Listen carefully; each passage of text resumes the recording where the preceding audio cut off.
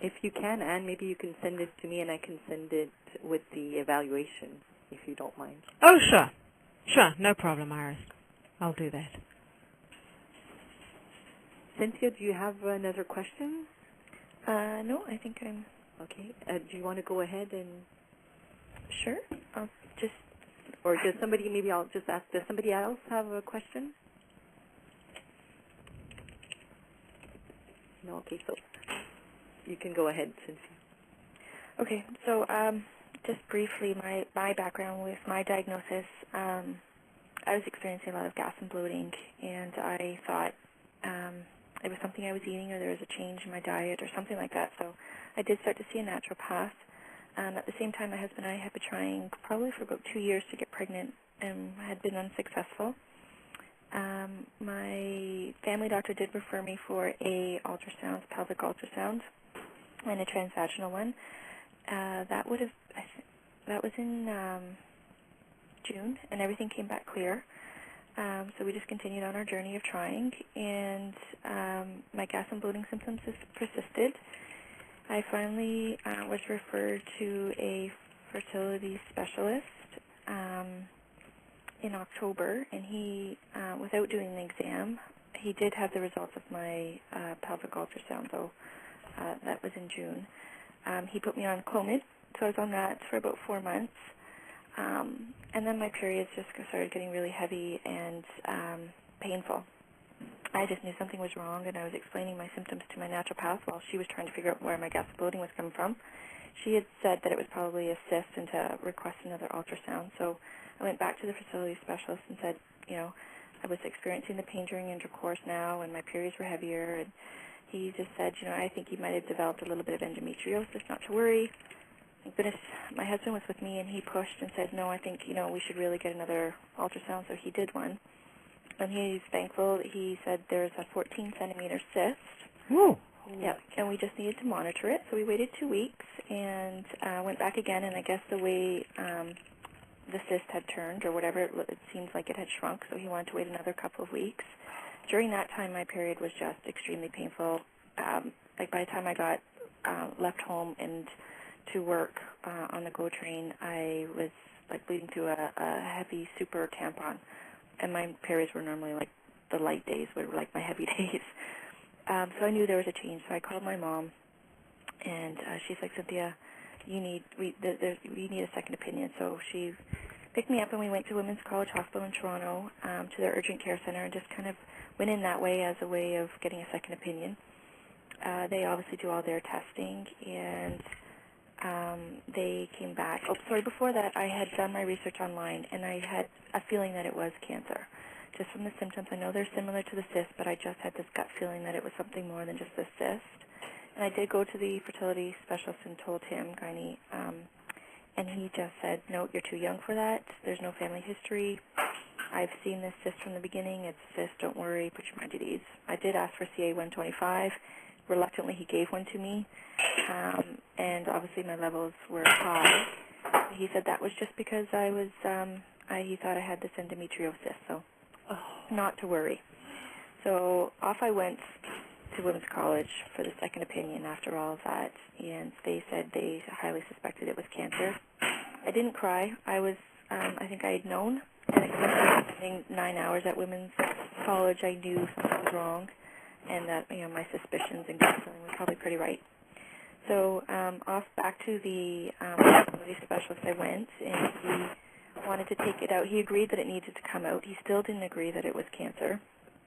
I said, okay, the one thing that Women's College had told me was that it needed to come out by a gynae oncologist, so not to let him take it out. So thank goodness I didn't go that route, so I was referred to a gynae oncologist and pretty much got an appointment right away. And she agreed with Women's College that yes, it was cancer, but we wouldn't know until we took it out. So we set a surgery date. So we were now into, I think, mid-April when all this was happening. My surgery was set for May 13th. And in between then, I had had another period, and I had explained, I had thought about, I was like, well, what do I do about my fertility? I didn't know what, like, you know, we started this journey trying to have a baby and didn't want this to be the end of it. So I had asked the gyne-oncologist about possibly preserving eggs. I had no idea. I had never gone that route or even thought about that route, but she referred me to a fertility clinic, and we were fortunate enough to be able to preserve some embryos. So at least I could go into the surgery. At first, it was my decision, because I was young and hadn't had my children yet, what I wanted to do. She said, the oncologist said, I'll let you make the decision. Typically, when we open you up and we do the pathology report while you're open and it comes back cancer, we take everything out. You let me know what you want me to do. So I said, okay, fine, just take out the ovary, stitch me back up, let me have children, and then I'll know down the road I'll need to have the whole kit and caboodle taken out. But once we did this fertility thing and I had preserved the embryos, I changed my mind and I said, you know what, if it is, it's probably best for me to just have it all done. And she was like, I'm so glad you made that decision.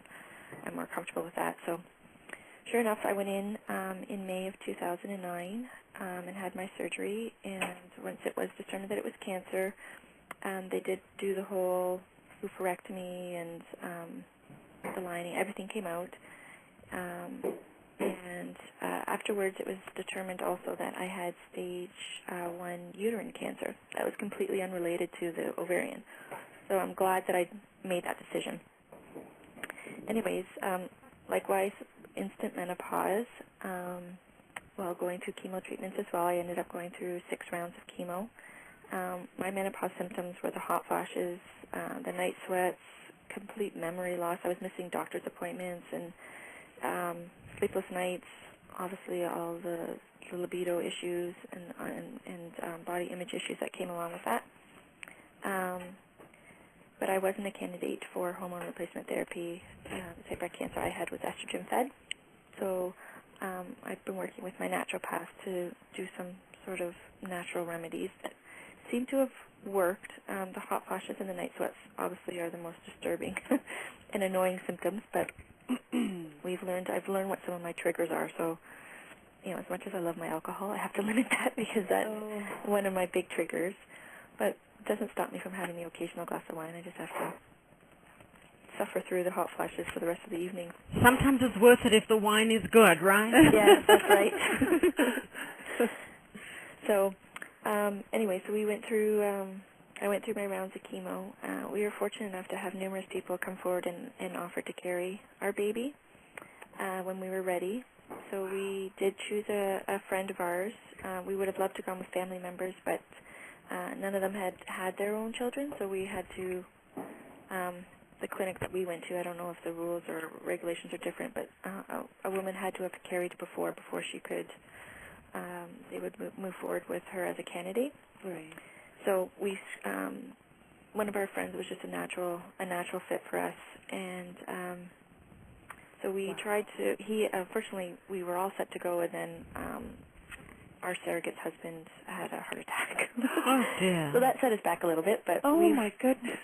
We've moved forward, and just this past Thursday we had our little boy. Oh my gosh. Oh wow. Yeah. So, congratulations. What's his name? Evan Alexander David Bradburn. Whoa. Yeah, it's a mouthful. Yeah. But, That's a mouthful. He sounds like a banker already. How much did he weigh? He was 10 pounds going out. Oh my goodness. So there is I went through the whole, I for sure wasn't over not being able to carry my own baby. That was a struggle for me. I was like, but I thought I'll just have to work through it. I don't know if there'll be enough therapy will ever get me to the point where I was okay with it. Right. So I thought, well, let's just move forward. I'm not getting any younger. We started this journey a few years ago, so let's just move forward. Mm-hmm. So those sort of things, I think I struggled with that and not being able to carry and all that stuff that comes along with it, and missing out on what happens in the womb and not being able to ever experience that. But everything kind of comes full circle, and then he comes out at 10 pounds, and you kind of sit back and go, okay, maybe things do happen for a reason. And it would have been a pleasant experience, but he ended up coming by cesarean. Oh my goodness. I mean, he's as big as a 3-month-old. Yes, he is. He's huge. He is huge. But It's nice because he's hefty. I was a little nervous with a little scrawny newborn, but to have a little hefty guy, that they really are unbreakable. So, what a lovely story, and how hopeful for the future. Yes. Yeah, I just think it's so important that you just need to stick up for yourself. And, nobody, the oncologist didn't ever suggest to us about, IVF treatments or anything like that. It was something that we had kind of thought of on our own. Well, we know, the right question. yeah, and we know they've done a whole bunch of studies asking oncologists what they discuss with their patients around fertility preservation, and it's astonishing at how few actually do it, right? Because their focus is on curing cancer. Exactly. They kind of don't think about the other stuff. And I mean, yours is such a wonderful story, but there are many, many stories that really don't have those happy endings, because for women, really, the only thing that works is if you have the time to create an embryo. Yep. Right? And that's dependent on having someone to donate the sperm and being able to wait a little bit before having surgery, wait for the next cycle and harvesting the eggs and everything. And a lot of the public really just think that it's easy peasy. No problem. You can just do it. Eggs don't freeze well. Embryos freeze really well. Eggs themselves do not freeze well. Sperm freezes really well. So it's a real challenge. And especially too if you're not ovulating. Correct. It's even harder. Yeah, and it's one of those things where once you've moved ahead with treatment, you're out of luck. Yep. You can't turn back the clock. So this is just an absolutely fabulous story. It's a beautiful story. Yeah, thank you so much. Thank you. Yeah, thank you. Life's Thank about you for kindness. sharing. Thanks. And I hope you're getting some sleep, although this is probably sleep that you don't mind missing, right? I'm not missing anything because the menopause symptoms gave me sleepless nights, so I'm all well prepared and seasoned at that. That's what I thought. I didn't want to bother you, Cynthia, because I was like, and I had sent her the information a couple weeks ago or a week ago or so, and because I knew that you were with little Evan. So thank you so much for sharing with everyone today. Thank you. Thank you. Yes, thank you. Does somebody have a question for Cynthia? Does somebody else have, a question for Anne? No? Okay, so I want to thank, the audience members for your participation. I would also like to express my sincere thanks to Anne Cass, Claudia Connor, and Cynthia Bradburn for their presentations regarding menopause and infertility. If you would like to listen in again to this, or you want to share this session with friends or colleagues, it will be available on YouTube next week. The next teleconference session, Living with Lymphedema, will be on May 11th, 2011, with Dr. Anna Towers from McGill University Health Center and Anna Kennedy from the Lymphedema Association of Ontario. I would like to remind you to complete and send back your evaluation as soon as possible. Your feedback is important to us. Thank you for being part of today's session, and we hope you will participate in our next session. Have a really nice afternoon, everybody. Thanks, everyone. Bye.